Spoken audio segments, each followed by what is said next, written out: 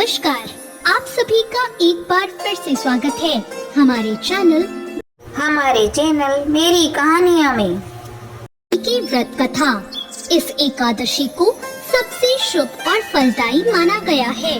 मान्यता के अनुसार वरुथिनी एकादशी व्रत करने से व्यक्ति के सारे पापों का नाश होता है और उसे सौभाग्य की प्राप्ति होती है।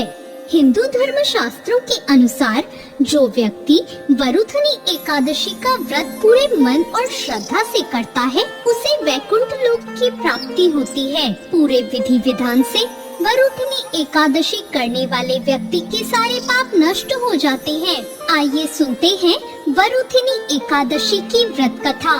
प्राचीन काल में माधांता नाम का एक राजा नर्मदा नदी के तट पर राज करता था। वो अत्यंत दानी और तपस्वी था। राजा हमेशा धार्मिक कार्यों और पूजा पाठ में लीन रहता था।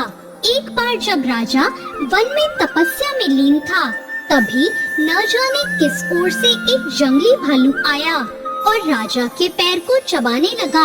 राजा तनिक भी नहीं घबराया और अपनी तपस्या में लीन ही रहा, परंतु वो भालू राजा के पैर को चबाते हुए घसीटकर उसे ले जाने लगा। तब राजा ने तपस्या धर्म का पालन करते हुए, बिना क्रोध करते हुए अपनी रक्षा के लिए भगवान विष्णु से प्रार्थना की। राजा की प्रार्थना सुनकर भगवान विष्णु वहां प्रकट हो गए और अपने चक्र से उन्होंने भालू का वध कर दिया और राजा को बचा लिया। राजा के पैर को भालू पहले ही खा चुका था। जब राजा ने अपने पैर की हालत देखी तो उसे अत्यंत पीड़ा हुई। वो अपने पैर की हालत देखकर बहुत दुखी हुआ।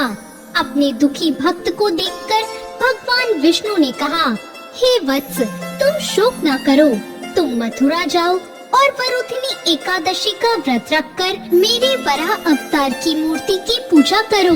व्रत के प्रभाव से तुम फिर से संपूर्ण अंगों वाले हो जाओगे। भालू के द्वारा तुम्हारे पैर का नष्ट हो जाना तुम्हारे पूर्व जन्म के दुष्कर्मों की सजा थी।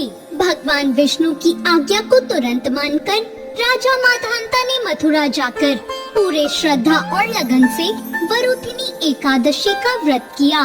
व्रत के प्रभाव से शीघ्र ही राजा पुनः संपूर्ण अंगों वाला और सुंदर हो गया। तो ये थी वरुथिनी एकादशी की व्रत कथा। वरुथिनी एकादशी के दिन सुबह जल्दी उठकर स्नान करके स्वच्छ वस्त्र धारण करें। इसके बाद भगवान विष्णु की प्रतिमा को स्नान कराएं, उन्हें साफ सुथरे वस्त्र पहनाएं। प्रतिमा को रखने वाली चौकी पर गंगा जल छिड़ककर शुद्ध करें। इसके बाद भगवान विष्णु की अक्षत, दीपक आदि 16 सामग्री से पूजा करें। भगवान विष्णु को गंध, पुष्प, तुलसी आदि अर्पित करें।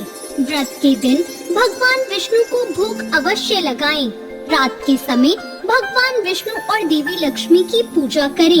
हिंदू मान्यताओं के अनुसार पीपल के पेड़ में भगवान विष्णु का वास होता है, इसलिए वरुथिनी एकादशी के दिन पीपल के पेड़ पर जल चढ़ाना बहुत शुभ माना जाता है।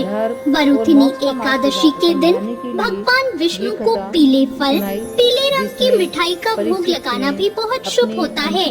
एकादशी के दिन भगवान विष्णु के साथ माँ लक्ष्मी की पूजा करने से घर में सुख, समृद्धि और धन का आगमन होता है। जो भी व्यक्ति वरुथिनी एकादशी का व्रत पूरे मन और श्रद्धा से करता है उसे मोक्ष की प्राप्ति होती है। तो ये थी आज की कथा। आपको ये कथा कैसी लगी कमेंट करके जरूर बताएं और साथ ही मेरे चैनल भक्ति ज्ञान को सब्सक्राइब करना ना भूलें।